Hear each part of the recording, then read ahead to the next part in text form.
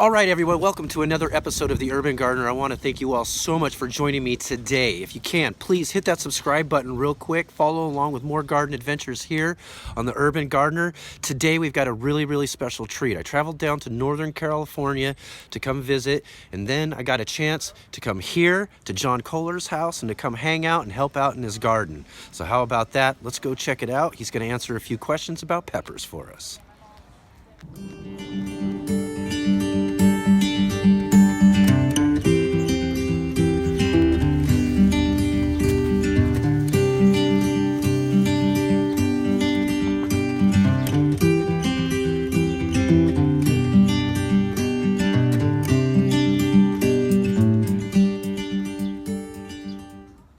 All right, everyone, we are here in Northern California at John Kohler's front yard garden, and we've been invited out here to help plant out some plants. We're here to do some different weeding and taking care of some things for him and get these things all put together. But right now, we're about to plant out some peppers. So I asked John if he could answer us a few questions about peppers. So one of the first questions I wanted to ask you, John, though, is about a video you did about why you like peppers versus tomatoes. Right, yeah, I have a video actually, 10 reasons why I like peppers more than tomatoes, and I want you guys out there watching to grow more peppers. You know, the tomatoes, hey, I have nothing really against tomatoes, but tomatoes are the #1 grown, vegetable that gardeners grow. And I think peppers just should be grown more. And so I have a lot of reasons, but some of my top reasons why I like the peppers more are, #1, if you go to buy peppers in the store, they're more expensive. So literally by growing peppers, you're saving money because now you're going to have you're going to grow them yourself, so you don't have to buy them. And you could buy tomatoes relatively inexpensive. #2, peppers, in my garden anyways, they tend to get less diseases.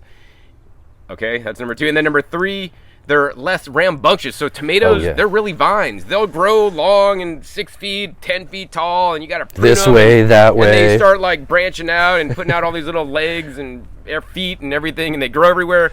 Pepper stays nice and controlled, so this is very important if you're growing in your front yard and your neighbors complain when you have this outer, grown over monstrosity. And so peppers stay nice, compact, and small. And probably my other thing why I really like peppers is actually because they are more nutritious. Yes. Right? Peppers have a higher, basically, nutrient to calorie ratio on the Andy scoring list. I think it's actually 420. So that's actually higher than peppers. So they're actually a more nutritious vegetable. Oh, and then the final thing is they preserve a lot easier. So tomatoes have a lot of water, and if you're dehydrating them, they take a lot of time to dehydrate in the dehydrator. Peppers, they have less water, so they're more concentrated as a food, but also they're a lot easier to preserve. And who doesn't love making a good hot sauce or lactic acid fermented peppers, which I actually have a video on. There's so many things you can do with peppers. It's Absolutely. just amazing. And so many varieties of peppers, though, too. I mean, I know tomatoes have a good wide variety of different tomatoes you can do, but peppers are just astronomical, and from all different levels, heat levels to sizes, colors, and just all the different things that you get from peppers just make them a really amazing plant to grow. And we really love growing them here on my channel. One of the things I do is I grow mine in a water wicking 5-gallon buckets. So I know you grow yours in raised beds here, and you have a lot more space, and the roots are getting out and doing all that sort of stuff. So I grow mine in 5-gallon buckets. I was going to ask you about amendments. I know you amend your soil, you put different things into your soil. We know everybody watches your channel, you do a lot of really cool things to make sure you get the best food that you can possibly get. What are some things would it be the same, or would you do the same thing or anything different as far as container grown peppers versus in your raised beds? Yeah, so in my raised beds, I have a raised bed mix, which is similar but not exactly the same as a potting soil mix, because especially when you're in a pot, you want it to drain properly, or especially in the way you're growing, and you want it to wick properly. But there are some commonalities, so one of the things I think that's super important is having enough of the microbes and the minerals. I mean, those are probably the biggest things people should concern themselves with. Having enough trace minerals. So I like to use things like rock dust, soil humates, even things like kelp could bring some minerals, also some other good things in the kelp. But that's super important to have the trace minerals in there, and then also to have the microbes. So whether you want to use some kind of good quality worm castings, whether you're going to also do a compost tea, whether you want to get some insect frass or millipoo, all these will actually add a microbial component that actually really helps to enhance the uptake enhance from the the roots. uptake, right? And then you're also, of course, already have a compost in there, which is basically all the organic matter that the microbes will actually act upon, as well as the trace minerals. Exactly. Okay, and you mentioned too, I think before, about topping off peppers. So you So I did an interesting test actually 2 beds over, not this bed that with the dinosaur kale, but the next bed. I planted the same peppers at the same exact time, but on one half of the bed I put a certain kind of worm casting. Actually, the backside actually had the Worm Gold Plus, which I thought was the best worm casting, and then the front half of the bed had the OGS, or Organic Garden Solution, worm castings, and everything else remaining equal. The OGS castings produced about twice as much yield, and this is without any pruning, right? Oh yeah. And so it was amazing just by adding proper worm castings. I'm not going to say any worm casting. I'm going to say the OGS worm casting worked for me in this specific test, and hopefully they're still making it the same way. So, hopefully it'll also help to increase the microbiology in your soil, which really get your plants firing on all 8 cylinders. All right. So, out of all that, what is your favorite pepper, ultimately? Oh my gosh, so my favorite pepper is the easiest pepper to grow that I'm going to eat a lot of, and actually I got to tell you, is the sweet banana pepper. Sweet banana pepper. It's one of my favorites. Oh, the gypsy pepper is also one of my favorites. The mild tam jalapeno, or the Fuji jalapeno. Those are my favorites. I really like the small peppers that produce like a lot of peppers versus like having like a bell pepper that you only might get a few per plant. Like my gypsies, I think some of them had like maybe up to 12 peppers per plant, which is kind of insane. Exactly. Which then gets us to talking about heat. You live in Las Vegas, so you're getting a really, really good amount of heat. I live in Southern Oregon. It gets pretty warm for me and all that, but Las Vegas, that's got to be pretty intense. So dealing with that sort of heat, it's better to grow smaller peppers versus larger peppers? Right, so I haven't had the best of luck growing in the extreme heat, like big bell peppers, right? That's never really done well for me, so I just gravitate, and I always still try every year. Maybe this year I didn't, but this year I'm just growing all small peppers. The bananas are maybe like the biggest that I'm growing, but like the smaller peppers always produce a lot more. And generally, just like if you're growing a cherry tomato versus a big beefsteak, you're going to get a lot more per plant, and they're gonna produce more regularly instead of waiting for that one giant California Wonder Bell to ripen up, and then a bug gets it or something. Yeah. You have a ton of small peppers that I prefer a lot easier. It does give them a lot more time to get to your fruit by having to wait so long for it to actually get big and ripen and everything, huh? Right. That's true.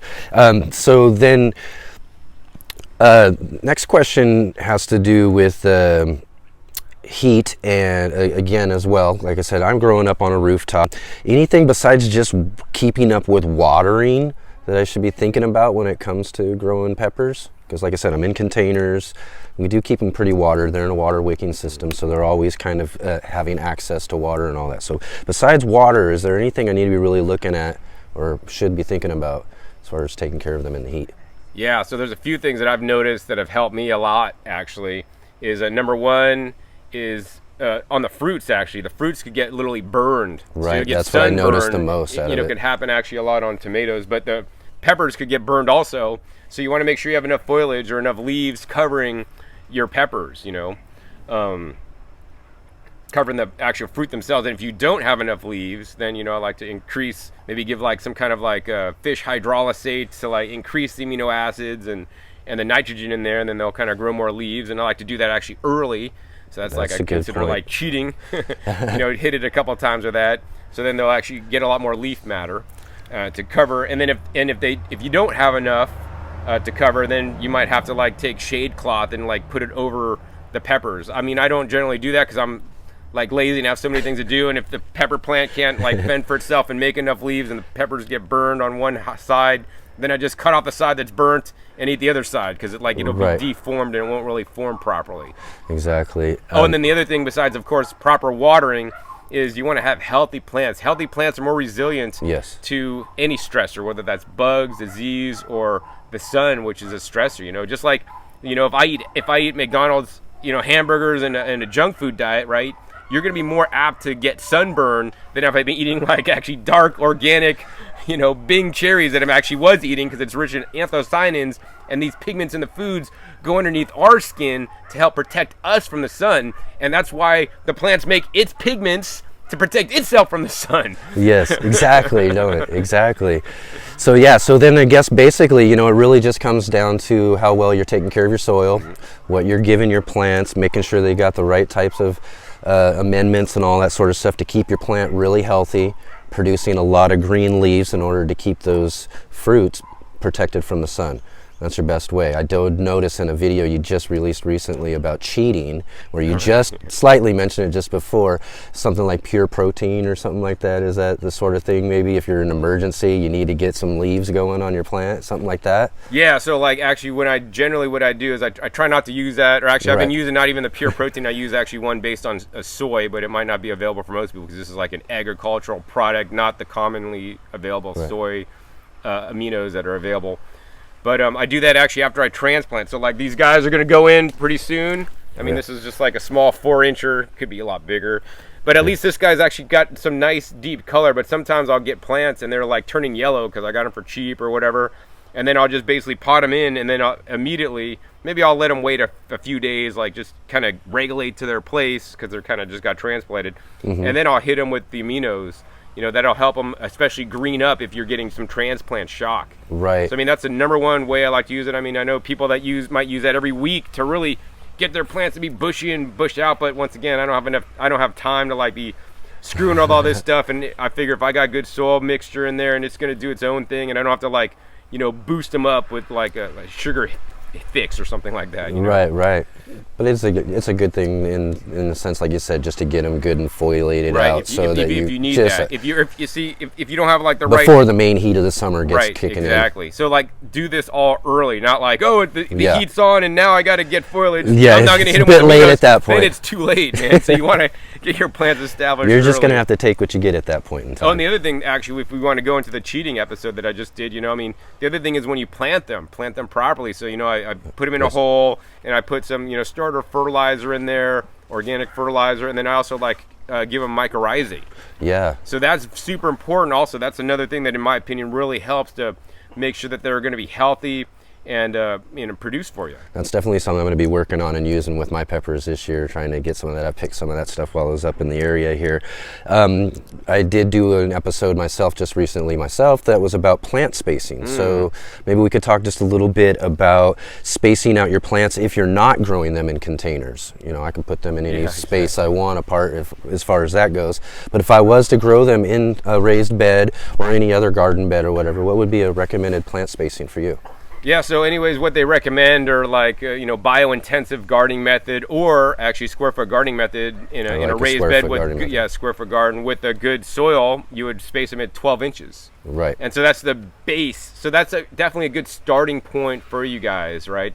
I'd recommend that to see how it does, right? That first year, if you never planted peppers before, plant them at 12 inches. And then what you're going to notice, like my dinosaur kale here, I've spaced these guys out so like the leaves are just about touching the edges, because I want them to leaf out the most, not be too crowded, but not be too far apart, because I don't want the sun hitting the ground, evaporating the moisture, also making it a more tougher time for the soil microbes to live when it's too hot, because they like a nice regulated temperature.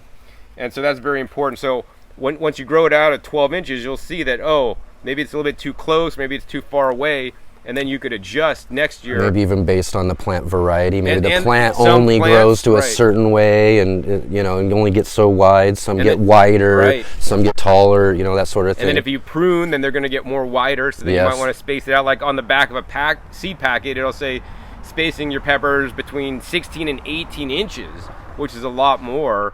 And that's like for like a row crop situation, which I don't want to plant things out that far apart, because when I have very little space in a raised bed or on a residential lot, I want to try to get as many plants in as I possibly can. And actually, even then, I go even a bit closer just due to my constraints of my raised bed size, and also the constraints of the hot heat. My plants tend to grow a little bit taller and not leaf out as much, so I want them even a little bit closer than that. So I do like between 9 and 11 inches. So I know you don't find you have much time or whatever, but do you do any pruning maybe just to keep them apart from each other if they get too close or anything? Or You know, I basically just let them go? keep like trading them up. So I'll put a big stake on them, and then I'll try to, if they're growing out, then I'll try to pull them back on the stake so that there'll be one big mass that's like, you know, covering more area with their leaves. Yeah.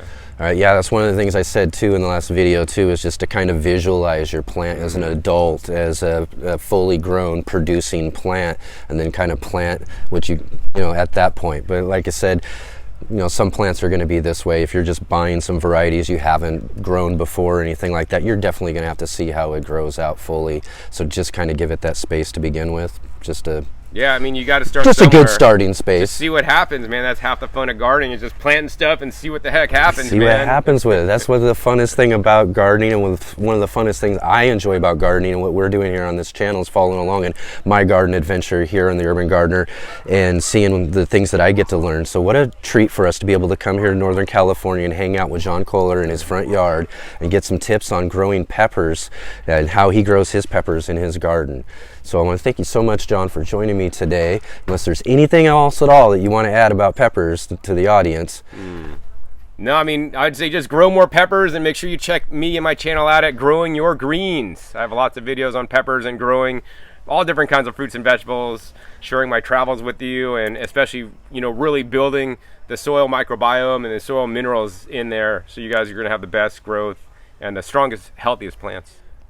Excellent, John. Thank you so much, man. No worries, I really, man. Thanks really for coming out, appreciate man. it. Absolutely, man. Thank you. All right.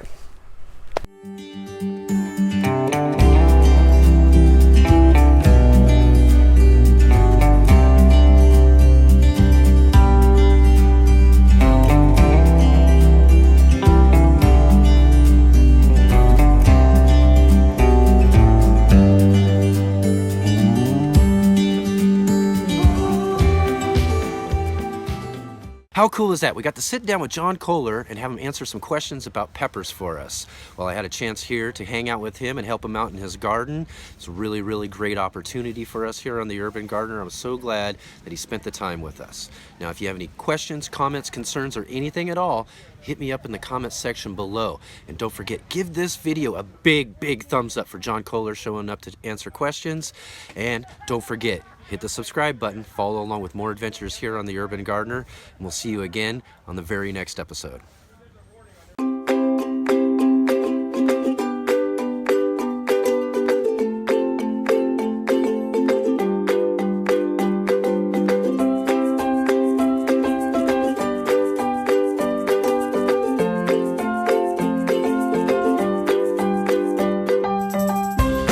Try this one more time.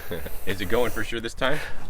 And your battery? The batteries, I'm sure the battery is good this time. We are going, we are rolling. All right, there's no limitation on the file size. It shuts off after 15 minutes. This one's got five. Yeah, this one, that's sort of, I don't know. That's, yeah. Yeah, I think we were good with about what we had. Yeah, exactly. Let's roll with that. All right, let's do it. All right.